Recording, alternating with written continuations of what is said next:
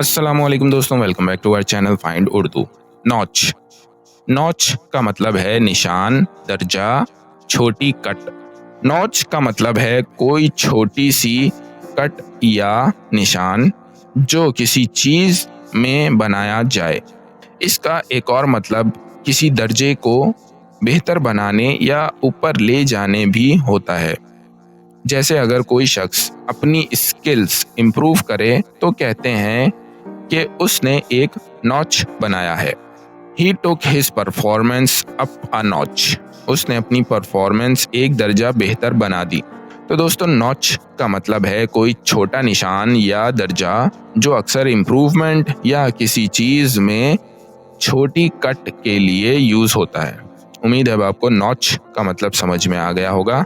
मिलते हैं next video में। शुक्रिया।